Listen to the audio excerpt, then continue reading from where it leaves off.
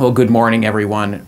And President Faber, thank you for that introduction, and especially thank you for what you in the Ohio legislature and the folks working on the Criminal Justice Task Force to recodify your criminal code are doing. That's really important work, and I know for a fact that that work is so important that that's really what captured the U.S. Justice Action Network's interest here in Ohio, and they're really looking forward to working with you to get that done. So thanks for all that you're doing. The theme, as I understand it for the conference today, is conservatism plus innovation equals more jobs. I want to start out by saying the really controversial statement that that's completely correct, but it is just part of the whole. Conservatism plus innovation also equals healthier families, stronger communities, greater liberty, and more opportunity for everyone. And what's exciting about being here is that GOPAC has championed all of those issues for years. And I really want to also start out by congratulating David for his steady and innovative leadership, thanks in no small part to the work that you have done. As you mentioned, 66 out of 99 state legislatures. That's amazing. When I first went to work on Capitol Hill, we had been the party of the perpetual minority. I actually never worked on Capitol Hill in the majority. So it's just incredible to me to see how much we've done, and GOPAC has done so much to make that happen over the years. As mentioned, I'm legislative director for the Faith and Freedom Coalition. If you don't know a whole lot about us, let me tell you just briefly. The Faith and Freedom Coalition, our founder, Ralph Reed, started Faith and Freedom just over 7 years ago now. And today, with over 1 million members and supporters in all 50 states, we work across the country to educate, equip, and mobilize people of faith and like-minded individuals to be effective citizens and to influence public policy that strengthens families, protects the dignity of marriage, lowers the tax burden on small families or small businesses and on families, and requires the government to live within its means. We do that, for instance, in 2014, Faith and Freedom created the largest midterm election voter education and get out the vote effort ever directed at faith-based voters in modern political history. We made 102 million voter contacts in key states, including mailing voter educational pieces to 6 million evangelical voters, making 10 million get-out-the-vote calls. We distributed 20 million voter guides in nearly 120,000 separate churches, emailed and texted nearly 5 million voters, ran, I think, something just south of 20 million targeted online video advertisements. And in my mind, most importantly, we deployed hundreds of volunteers who visited over 500,000 previously identified targeted homes of voters to get them out to the polls. And earlier this year, Faith and Freedom took up the torch of another topic that we believe is critically important for America, and that's criminal justice reform. That was when we joined the U.S. Justice Action Network, on whose behalf I'm addressing you this morning. The U.S. Justice Action Network, for those of you who don't already know their work, is an advocacy group that's working in the states and at the federal level to reform our criminal justice system and make our communities safer. Among its goals are ending overcriminalization and eliminating unfair, unreasonable, and duplicative laws from our criminal codes, safely reducing prison populations and their accompanying astronomical costs, and removing barriers for those who are re-entering society, who need to find jobs, who need to support their families, and who we want to live crime-free lives when they get back. So if your state is considering justice reform and you're interested in supporting principles like limiting the scope of government, strengthening families, decreasing spending, removing government obstacles to jobs, I urge you to reach out to the U.S. Justice Action Network's Executive Director, Holly Harris, or to Jenna Mall, its Policy Director, who are both here this morning. I think we already did the shout out, but they're up here if you need them. They are fantastic to work with. I can tell you that we have really enjoyed it and are really doing good things at the state and the federal level that I'm actually very pleasantly surprised by how much traction things have gotten so quickly.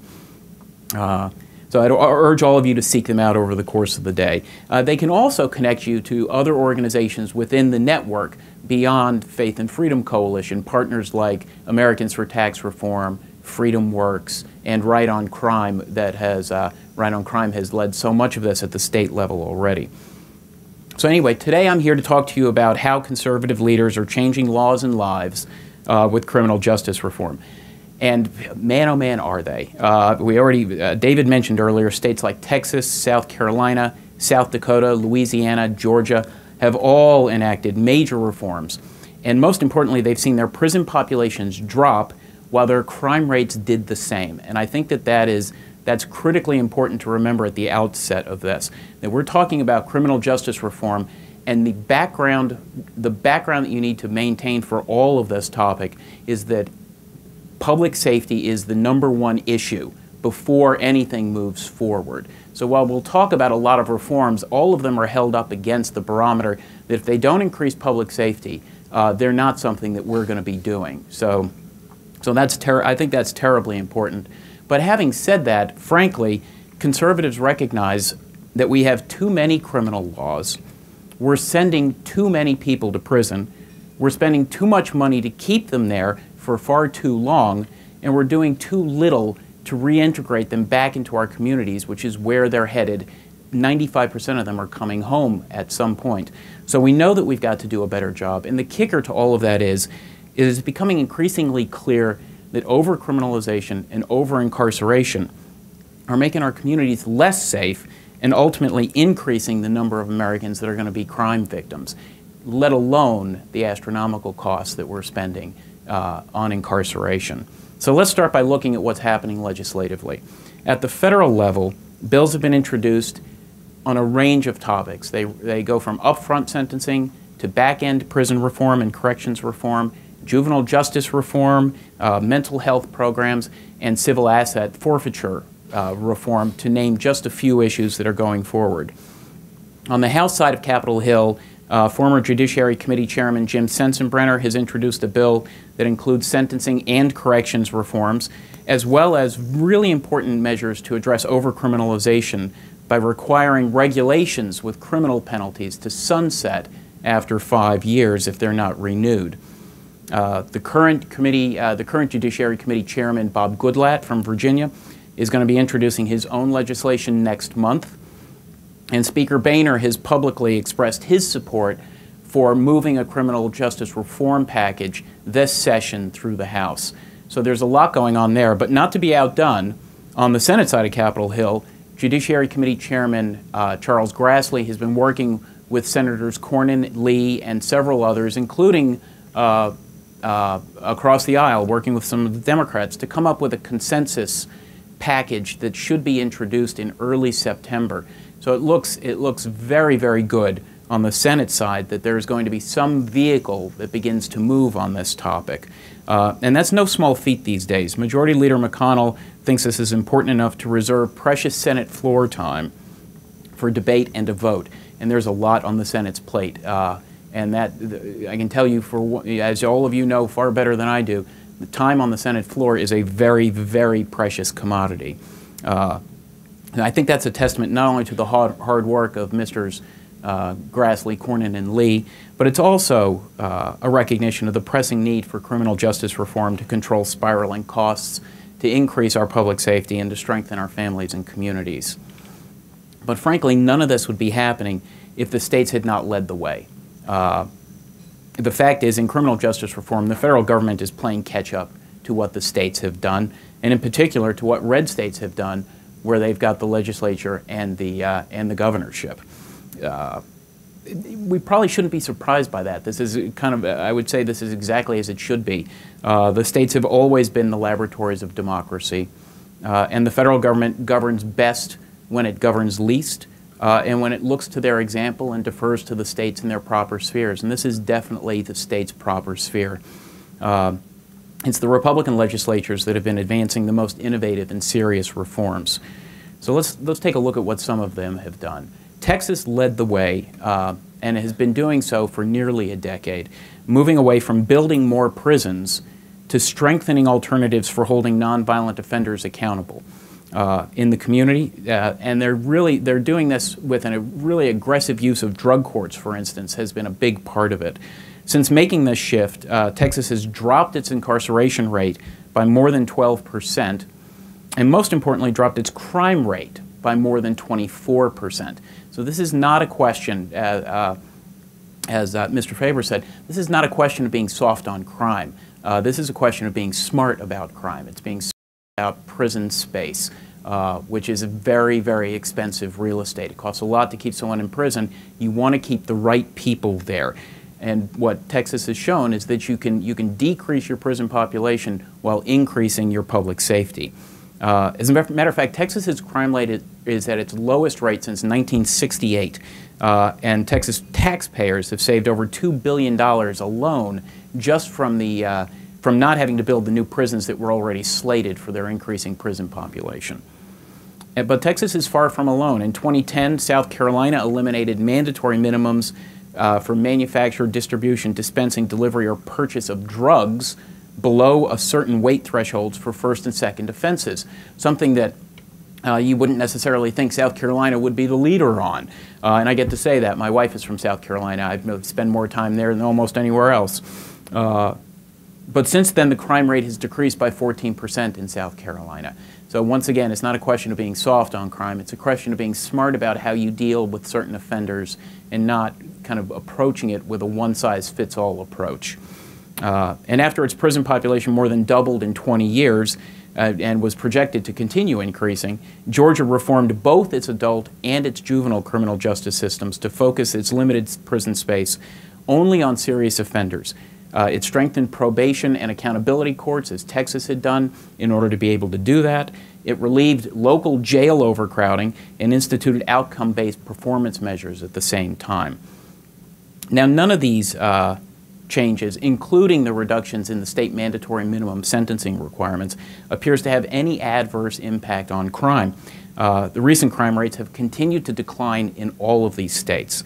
As a matter of fact, a recent report by the Pew Charitable Trust found that over the most recent 5-year period, the 10 states that instituted reforms and cut their imprisonment rates the most experienced the greatest drops in crime, and greater drops in crime than the 10 states that increased their imprisonment rates the most.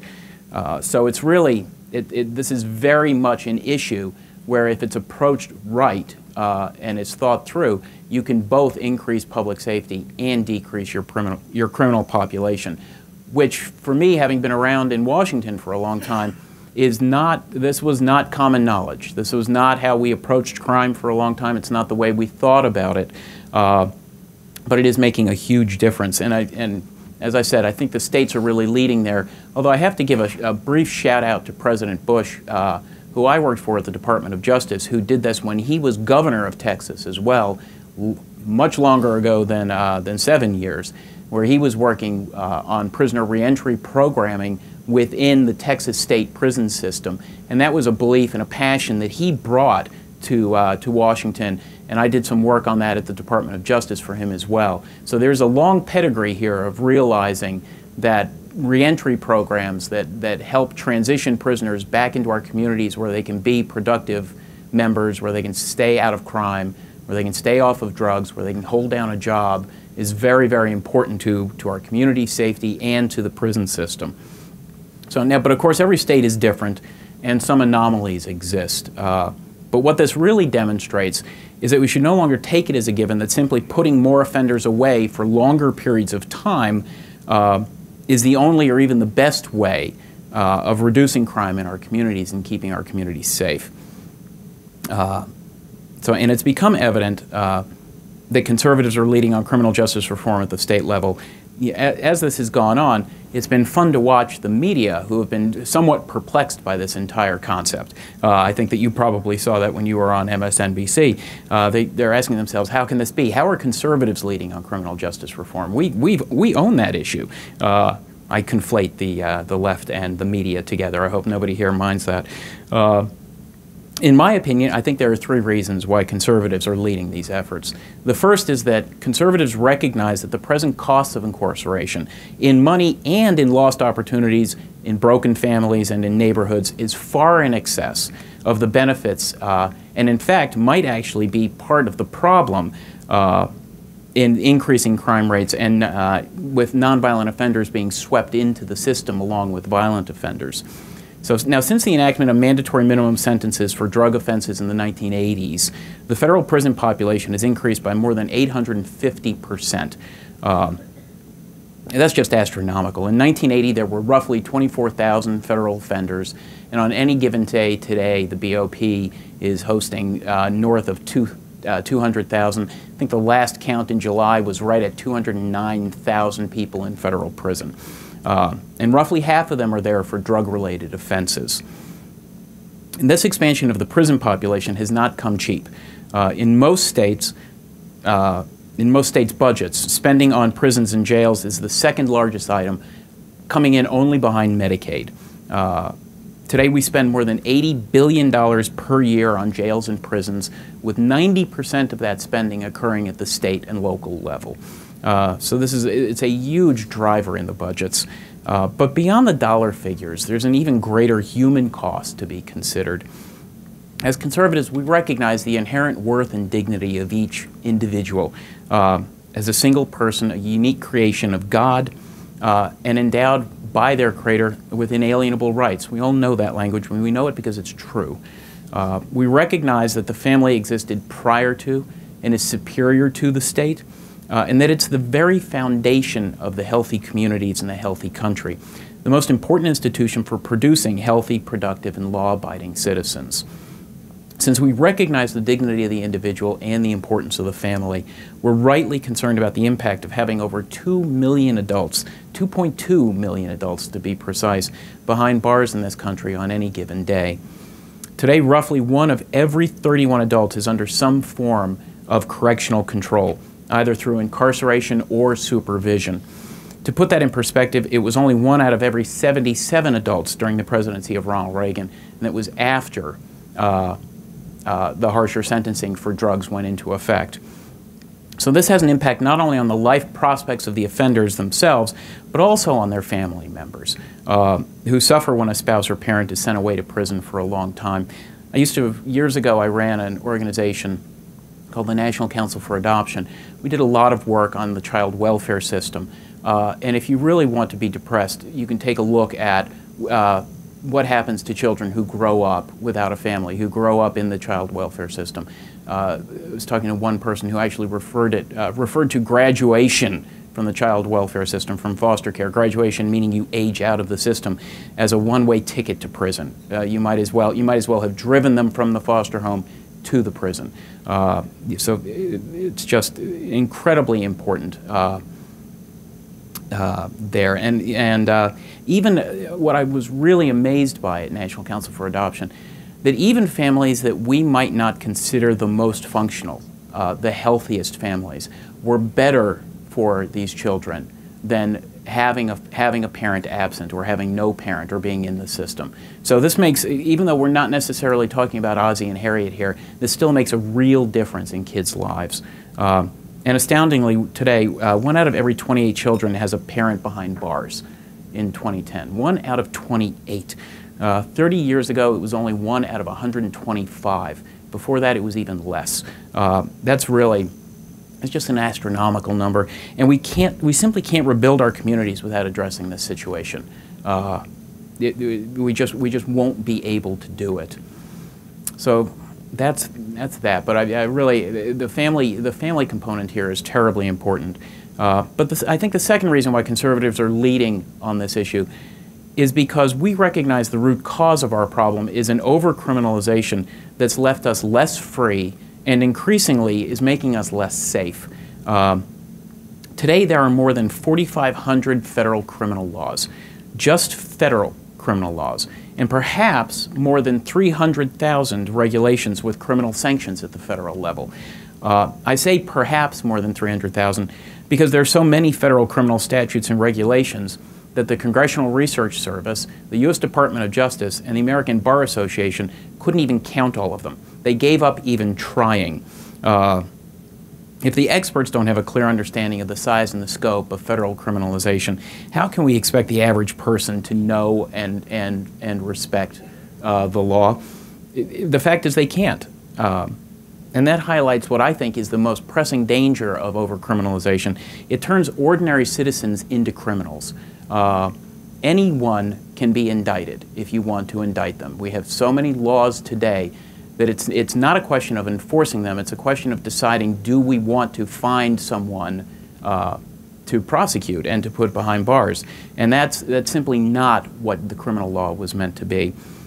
There was a time when every first-year law school student knew that the greatest protection against an unjust criminal conviction was the legal requirement that every criminal offense required two things.